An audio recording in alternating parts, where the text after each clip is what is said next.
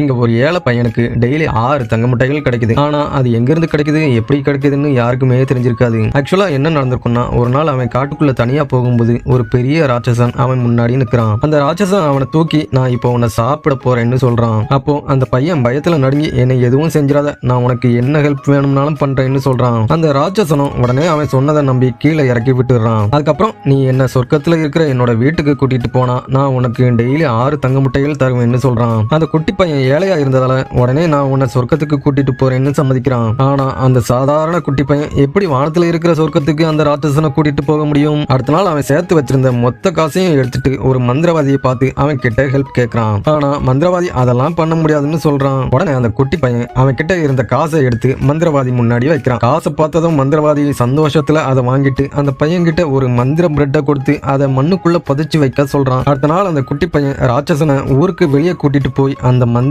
பிரெட்டை மந்திரவாதி சொன்ன மாதிரியே மண்ணுக்குள்ள புதைச்சு வைக்கிறான். அடுத்த நிமிஷமே அந்த மந்திர பிரெட் மரமா மாறி வேகமா வளர ஆரம்பிக்குது. அது நேரா அவனை தூக்கிட்டு மேகங்களுக்கு மேல போயிட்டே இருக்குது. அதை பார்த்த ஊர்ல இருந்த எல்லா மக்களும் பயந்து ஷாக் ஆகுறாங்க. மேல போக போக அந்த பிரெட் வீக் ஆகி ஆட ஆரம்பிக்குது. அந்த குட்டி பையனும் இப்போ பயப்பட ஆரம்பிக்கிறான். அவன் பயப்படுறத பார்த்துட்டு அந்த ராட்சசன் பொறுக்க முடியாம அவனும் அந்த பையனை காப்பாத்துறதுக்காக அந்த பிரெட் மேல ஏறி போறான். அப்போ ஒரு வில்லி அங்க வந்து ஒரு கோடாரியால அந்த பிரெட்டை வெட்ட ஆரம்பிக்கிறான். அப்போ அந்த பிரெட் ஷேக் ஆனதால அந்த பையன் ஸ்லிப் ஆகி கீழே விழுறான். அதை பார்த்து ராட்சசன் அவனை பிடிக்க ட்ரை பண்றான். ஆனா அவனும் ஸ்லிப் ஆகி கீழே வந்து விழுந்துடுறான். நல்ல வேளையா அந்த குட்டி பையன் ராட்சசனோட தொப்பை வயித்து மேல விழுந்ததால உயிர் தப்பிச்சிடறான். அதே நேரம் அந்த பிரெட் மரம் உடஞ்சி அந்த வில்லி மேல விழுந்துருது. அவ வெளியே வர முடியாம அதுக்குள்ள மாட்டிக்கிட்டு கத்திக்கிட்டே இருக்கிறான். அதை பார்த்து ஊர் மக்கள் வேகமா வந்து அந்த பிரெட்டை தூக்க ட்ரை பண்றாங்க.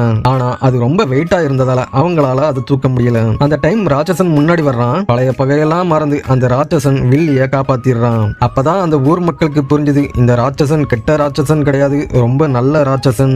ஆனா இப்போ அந்த ராட்சசன் சொர்க்கத்துல இருக்கிற அதோட வீட்டுக்கு போகணும். உடனே அந்த குட்டி பையன் இன்னொரு மந்திர பிரெட்டை மண்ணுக்குள்ள புதைச்சு வைக்கிறான். அந்த பிரெட் மரமும் வேகமா வளர ஆரம்பிக்குது.